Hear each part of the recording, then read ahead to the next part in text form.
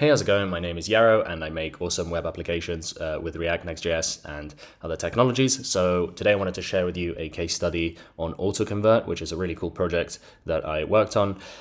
So Autoconvert is, as demonstrated by this site that I made, is a dynamic tool for A/B testing and also tracking metrics in e-commerce. So Autoconvert is made by Reach Digital, which is an agency for e-commerce growth.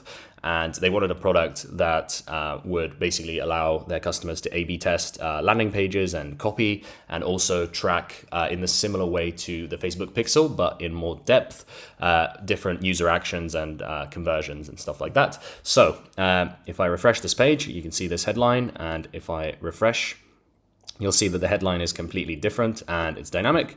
And then if I scroll down, you'll see kind of how it works. I made all of this and the animations as well. Yeah, so you see kind of all of the different metrics for all the different variants. And yeah, so this is it. It's a pretty cool project. So I basically built it with MongoDB, React, Next.js, and TypeScript, Tailwind CSS.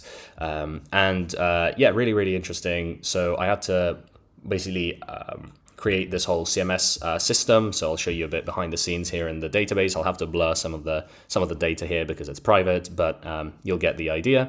So here we've got some pages, and all the pages have different amounts of components. So like, let's say this is a page with this is a component and this is a different component.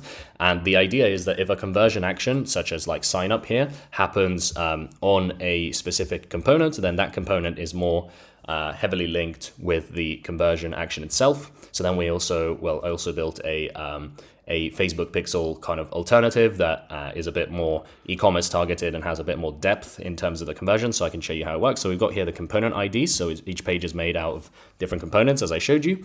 And then when a conversion action happens, then the components themselves are the ones that have been seen are given a specific percentage, a point based on how much time was spent on them, and then the one that was converted is also given a larger bonus because it caused the conversion. So that's handled inside of this components metrics and page metrics object. So yeah, you'll see here like there's the CTA type. So basically, if it was a primary, that means that the CTA was clicked on that component itself, and secondary means that you have seen the component before the clicking the CTA, and same thing for leaving the page. So leaving secondary and leaving primary, like this one is left, which means that the user clicked away from the page while they were on this component. So maybe that's a negative indicator of the component itself, and left secondary is the components they saw before leaving.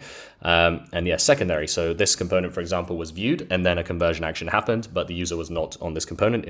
They were on a different component, but they saw this component before converting. Yeah, primary. And this user converted when they were viewing this specific component.